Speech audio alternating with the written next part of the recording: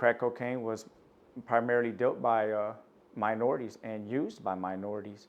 And I mean, that's the reason why our prisons are filled right now with individuals serving 10, 20, 30, and even life without parole sentences for crack cocaine.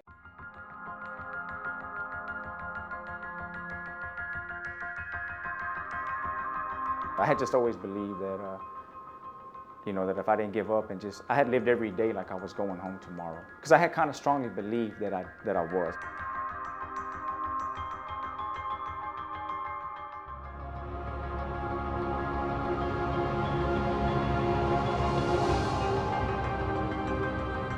I have this right here.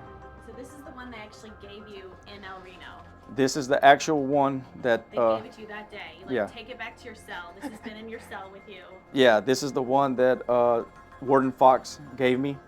And the reason it's all dirty and wrinkled is because for like 2 days, I mean, I just held it in my hand and I wouldn't let go of it. I even slept with it because I just felt that if I let go of it, that it wasn't gonna be real no more. So that's why it's wrinkled and has grease stains on it. You know, I know for a fact I'm not a threat to society, but I think I'm gonna be a great benefit to society. I just feel like I got what the president has given to me, that I have kind of like a duty or responsibility to try to spotlight, to try to humanize the individuals that are in prison, that they're not just a statistic, that these are actually somebody's father, somebody's son. And it's just not, everybody knows the statistics, but what they don't know is who's in there. And I know that my actions can either help other inmates get out, or my actions can either keep inmates in there. Because I know that if I do something, if I get drunk one day or fail a drug test, which they drug test me in like 4 or 5 times a week, I know that somebody will be quick to point out like, oh yeah, you want to let other inmates out? Look what Hernandez did.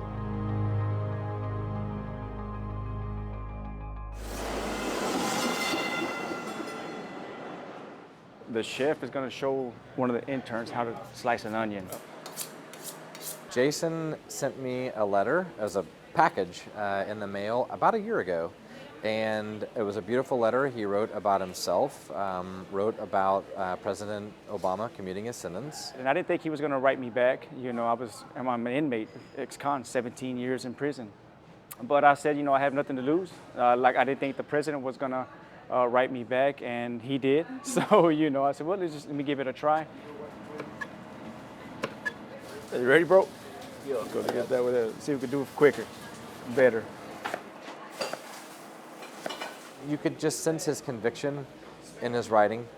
And the day that he was released, he called, and I was like, where are you? I'll pick you up now. Come on, let's go. Like that, Nicole? Yeah. I could completely tell that his heart was 100% in the right place. And his story tells that perfectly. And he's been with us ever since. And I really think it is his conviction, and that comes from deep down, his spirit. And this is a guy that has such conviction that he's able to take an unfortunate situation that happened to him and turn it into something that creates a betterment for the greater good. And I think it's just deep, deep, deep down in him. This is my plate right here.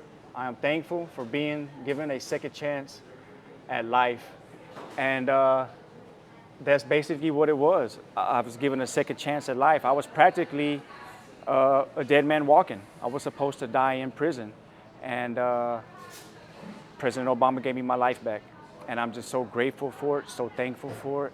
It has equipped me with the knowledge and the skills to teach other kids, to show other kids not to experience what I did. I know why they sell drugs.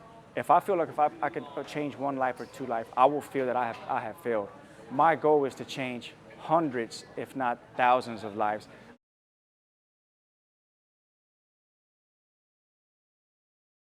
You need me to tack anything right there, Tommy?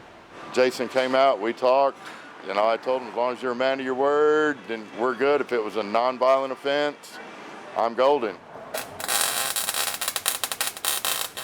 He's a man of his word. He does what you ask him, goes over and above what you ask him, so I couldn't ask for any better. And the fact that he was nonviolent and he kept everything clean in prison. It just speaks volumes for the type of man he is. Got it.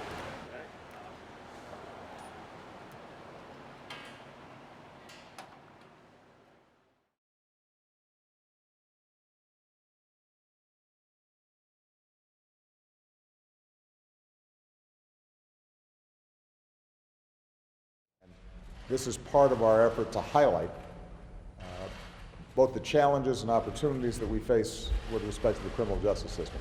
You know, I think we have a tendency sometimes to almost take for granted or think it's normal that so many young people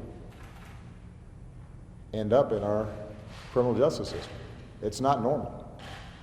It's not what happens in other countries. And I had never thought that I would ever say I would want to go back to prison. I mean, I never even would cross my mind, but when I had heard President Obama was going to El Reno, FCI, the prison that I was at, I had told myself, I wish I could be in prison for that one day, just to meet him and shake his hand and hug him and thank him for what he has done for me and for my mother and father and for other individuals and for this country. You know, I hope one of these days when when they ask him, what were some of your greatest decisions? And when he names the Affordable Care Act and the other accomplishments that he has done, that he also says, you know what? There's also the Clemency Initiative and that one Mexican kid named Jason Hernandez. I'm glad that I let him out because he has done so much for the community. And that's how I kind of live my life. And I'm gonna make him very, very proud of me.